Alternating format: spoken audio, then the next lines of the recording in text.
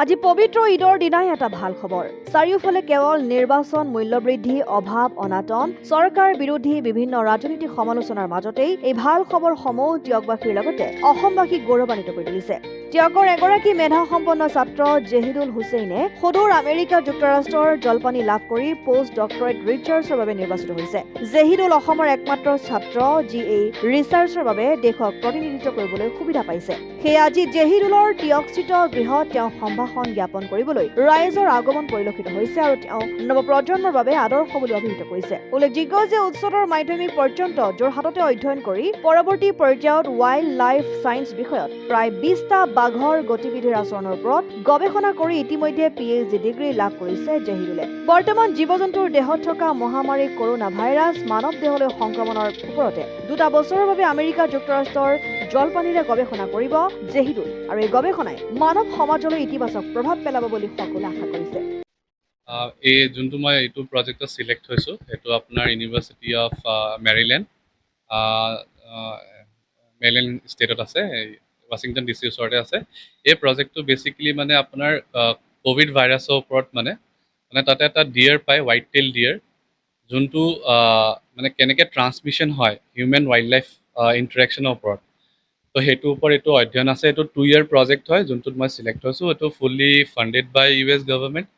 আৰু এইটো কাৰণে মই ইণ্টাৰভিউ দিছিলোঁ, লাষ্ট ইয়েৰ ইণ্টাৰভিউ দিছিলোঁ, আৰু 8 মাহমান লাগিলে প্ৰচেছটো পূৰা কমপ্লিট হ'বলৈ, চিলেকশ্যনৰ পৰা পূৰা ভিজালৈকে। আৰু মই অহা 25 তাৰিখলৈ গৈ আছোঁ US, আৰু মোৰ জইনিং আছে জুলাই 1 তাৰিখৰ পৰা। মই ৰিচেণ্টলি PhD ডক্টৰেট ডিগ্ৰী ল'লোঁ। মই টাইগাৰৰ মুভমেণ্ট আৰু বিহেভিয়াৰৰ ওপৰত PhD কৰিছিলোঁ। আৰু মই PhD কৰিছিলোঁ আপোনাৰ দেহৰাদুনৰ পৰা ফৰেষ্ট ৰিচাৰ্চ ইনষ্টিটিউট, আৰু মোৰ PhD চেণ্টাৰ আছিলে wild life institute of India. মোৰ ছুপাৰভাইজাৰ আছিলে ডক্টৰ বিলাল হাবিব আৰু ডক্টৰ পৰাগ নিগম। আৰু মই এই PhD প্ৰজেক্টটো মই মহাৰাষ্ট্ৰত কৰিছিলোঁ 2016 পৰা 2022লৈকে। আৰু তাৰ পিছতে মই বেলেগ ৱাইল্ড লাইফ ৰিলেটেড প্ৰজেক্টত কাম কৰি এতিয়া মই এই পোষ্ট ডক্টৰেল ৰিচাৰ্চৰ কাৰণে 2 বছৰৰ কাৰণে USA যাম, ইউনিভাৰ্চিটি অফ মেৰিলেণ্ড। এইটো প্ৰজেক্ট একচুৱেলি কলাবৰেটিভ প্ৰজেক্ট হয়। ইণ্ডিয়াৰ পৰা এইটো মই চিলেক্ট হৈছোঁ, আৰু বাকী আৰু টিম আছে, আৰু পোষ্ট ডক্টৰেল আছে, আৰু PhD ষ্টুডেণ্ট আছে, সিহঁতি বাহিৰৰে হয়। এইটো চিলেক্ট ইউনিভাৰ্চিটি যাৰ প্ৰজেক্ট হয়, যোনজন এডভাইজাৰ হয় তেওঁলোকে চিলেক্ট কৰে। আৰু মানে বেচিছ অফ মই PhD কিহত কৰিছিলোঁ, মোৰ স্পেচিয়েলাইজেশ্যন কিহত, সেইবোৰৰ ওপৰত নিৰ্ভৰ কৰি চিলেকশ্যন প্ৰচিজাৰ হয়। তাৰপিছত আৰু আপোনাৰ বহুতখিনি প্ৰচেছ থাকে, য'ত আপুনি আৰু ইংলিছ প্ৰফিচিয়েঞ্চি টেষ্ট দিব লাগে, সেইবোৰ ইউনিভাৰ্চিটি মেণ্ডেট থাকে। তো সেইখিনি হোৱাৰ পিছত ফাইনেলি আমাক ভিজা গ্ৰাণ্ট কৰিলে, আৰু আমি এতিয়া যাম জুনত। ঘৰলৈ আহি বহুতেই ভাল লাগিছে। আৰু ইয়াতো থাকোঁতেও বছৰেকত 2বাৰমান অহা হয়, আৰু এইবাৰ বহুত বছৰৰ মূৰত মানে আমি অলপ দিনৰ কাৰণে আহিলোঁ, আৰু আমি গোটেই পৰিয়ালবৰ্ষৰ আমি ভাই ভনী আমি চবকে লগ কৰিলোঁ যোৱা আগতে, আৰু ভালেই লাগে।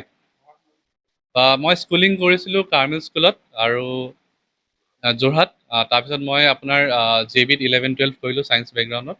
তাৰপিছত মই BSc লাইফ ছায়েন্স কৰিলোঁ দিল্লী ইউনিভাৰ্চিটিত, আৰু MSc এনভাইৰনমেণ্টেল ইক'লজি মই দেহৰাদুনৰ পৰা কৰিছিলোঁ। হয়, এইটো জাৰ্ণিত মানে বহুত মানুহৰ হাত আছে।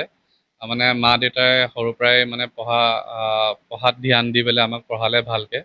তাৰপিছত মোৰ বাইদেউ, তেওঁ সদায় মোক ছাপোৰ্ট কৰে মই যিয়ে কৰোঁ।